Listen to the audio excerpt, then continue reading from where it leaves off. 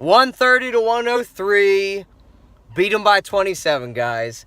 Didn't look like that was going to happen early in the first half. Was a defensive game. It was getting hairy. And can I say how horrific these refs were? I don't know if that's because Adam Silver was there. He was putting in the word. Wink, wink. I don't know what it was.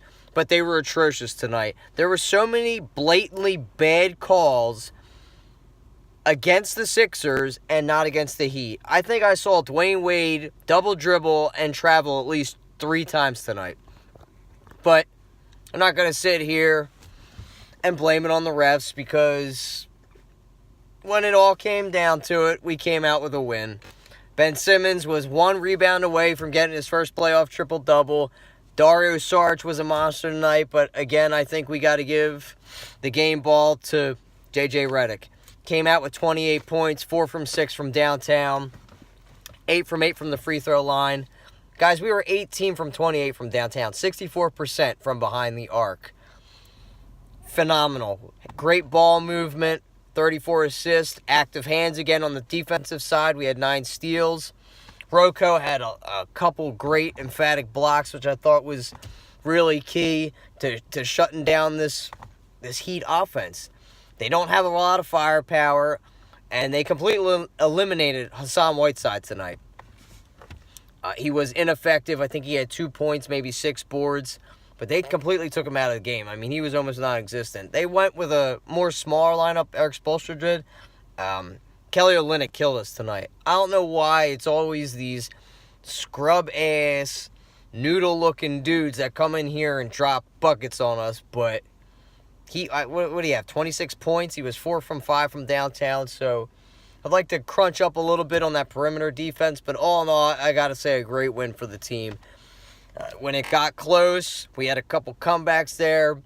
Ben was facilitating, leading the team. Markelle Fultz didn't have, his first playoff game, he had a couple jitters, so to be expected. But he was diving there on the floor. Even Amir Johnson, I gotta say, I've been hard on Amir Johnson all year, but these past couple games in this first playoff game, he played very well. Gave us some hard minutes, played some decent defense down there in the post. And that's why you really can't put Rashawn Holmes in there, because yeah, he's very athletic. He can run up and down the floor with you, but his defense is a little shaky, especially in the post. And one thing for Brett Brown, too, to look for in the future is if your lineup, and we struggled a couple times tonight with certain lineups, he didn't adjust it. He just stuck with the team. If these guys are ineffective out there and not scoring buckets, you're missing bunnies out there. Little layups, little hook shots that we should be nailing down. Guys that are getting cold, you got to have the intuition to pull and mix it up a little bit. Pull a guy, switch the lineup up or whatever. Luckily, J.J. Redick was able to come back. He got hurt early in the game.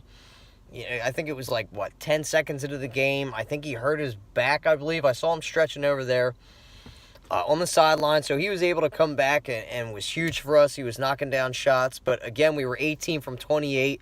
So we were freaking huge from downtown tonight, guys. Spreading the ball movement, 34 assists. It's just like that Spurs offense that we've been accustomed to seeing over the years with Popovich. Now Brett Brown's trying to bring it over to Philadelphia because he learned under Popovich, obviously. And it's looking more and more like that fluent Spurs offense that we've all fell in love with. It's a great system.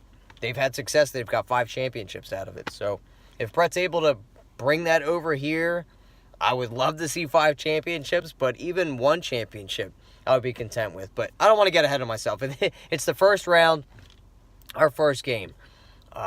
We started off a little slow, but again, young team, jitters, nothing to worry about. You just got to trust the process. I hope nobody was jumping ship, worrying about it, because again, the referees really slowed us down too with a lot of these awful calls. Ben Simmons had 4 fouls, which was ridiculous. A bunch of crap that were ticky-tack. The same with Covington having 5 fouls. I mean, this guy's an elite defender. most of the time he's in the right place at the right time. So he shouldn't have had that. These refs were horrible. I hate Adam Silver. He's a freaking Squidward. He looks exactly like Squidward from freaking SpongeBob. But that's neither here nor there. He hates the process. We come out with a 27-point win. I don't know if you guys saw my video I uploaded after the game. I tried to get this uploaded, but I kept getting error messages. It's been really a struggle. I don't know if my phone gets no reception. I'm going to try to bring a hotspot down there for Monday's game so I can upload it right away. It's very frustrating, but hopefully we'll be off a YouTube probation sooner rather than later. No Embiid, he rang the bell. This crowd was amped up. I thought we brought great energy. It helped this team get back into this game. And how about that one move by Ben Simmons where he crossed Olynyk over and he went for the jam? You could see the energy out of Ben, how excited he was, how he, brought all this energy to this team and willed them back. I mean, he's such a great facilitator. You're seeing this kid blossom before our eyes, and he's just getting better and better. He's got the utmost confidence in himself and in his game. He wants to be one of the best players to ever play, and I think he will be up there with the Kobes, the LeBrons, the MJs, when it's all said and done. But for Monday's game, though, I think we're going to see a different Heat team. Eric Spoelstra knows how to make adjustments. He's a great coach. Bam Adebayo has killed us in the past, so don't be surprised if you see more of him than Whiteside. They did switch their offense up. They didn't run it a lot through Whiteside because their half-court offense wasn't really working. Tyler Johnson didn't get going, and I think he's a key factor for their team in their success to becoming the 6th seed. The guy can light it up, and he can get hot really quick. So we were able to shut him down and contain him tonight, which I thought was huge. I'd like to see Covington more on him. D. Wade didn't do all so much. He had a couple good shots, but if you get up on this team, on this Heat team like we did, they don't have enough firepower to be able to come back and make a huge dent in like a 30-point lead. Like when we posted even 20 points. If it's like 10 to 12, yeah, I think D-Wade can will them, but anything over 20, it's done. With the way our defense is playing, the way this chemistry is with this team, they don't have enough juice to really will themselves back from a huge deficit like they did tonight. So, thought it was a great team win. First playoff win in 6 years, guys. Confetti fell. It was just a great sight. So I'd like to end this in Miami. Let's try to get a sweep. Hopefully JoJo is back game 2. And we'll see if JoJo's presence back either hurts us or helps us. But you could see it was a huge hole tonight with not having JoJo down there. Not only with the rebounds, we didn't barely get any second chance points. I thought that really hurt our team earlier in the game tonight in the first half. It was just one possession and done. Nobody was under the basket to try to get rebounds. I thought the energy was brought a lot more in the second half. They were really lackadaisical. So whatever Brett Brown or Ben Simmons went in there, or even J.J. Redick, got this team amped up, and they brought the energy in the second half. They fueled off of the energy that the fans brought in the Wells Fargo Center. But I think we've got to jump out to an earlier lead. Our shots were falling. And Marco Bellinelli again. I mean, him and J.J. Redick, split game ball MVPs. He was great tonight. And then Ilyasova too. 17 points off the bench.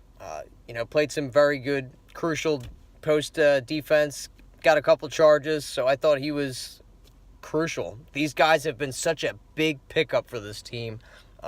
Without them, we would not be here. So, credit to Brian Colangelo. I can't believe that just came out of my mouth, but it did. But, like I said before, sorry. I've got no voice from the game tonight. I was bugging out. Long time coming.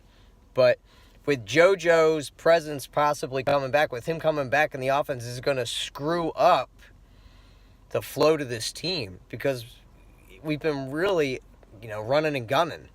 And with JoJo in there, we become more of a half-court offense. Yeah, he brings back that defensive tenacity and the rebounding, which we really, really need. If JoJo was in there, he'd be getting us 2 or 3 more possessions to really build off of our offensive sets. But with him back, does this screw up the flow of this team? So it's going to be interesting to see the decision by the Sixers brass and Brett Brown if JoJo is going to be able to come back for Game 2 and have the Sixers have a 2-0 lead over the Miami going into the weekend, or going into next weekend, because after Monday's game, I don't think we play till Thursday, I want to say. I think. But we will see. I will be down there Monday. I'm going to bring a hotspot, so fingers crossed I can upload this video right away. Having some technical difficulties. I really want to get off of YouTube probation. But whatever. Sixers won. Who cares? 27-point lead. 130-103. KG on BB. How do you feel the Sixers played tonight? Were you worried at all with the way they came out, a little lackadaisical, or was it expected? What do you want to see in the next game? Any mistakes? Do you think Brett Brown needs to improve on anything? Do you want to see more out of anybody on the team? Did you want to see more playing time with Markelle Fultz? Were you guys happy with Markelle and Ben Simmons playing together? I know there's the situation where neither of them can shoot that well, and then who handles the ball? But who cares? First playoff game in 6 years. This is why we play the games. This is why we learn. This is why we watch tape. So we'll see the adjustment Brett Brown and the team makes. KG on BB. I'm out, guys. Peace.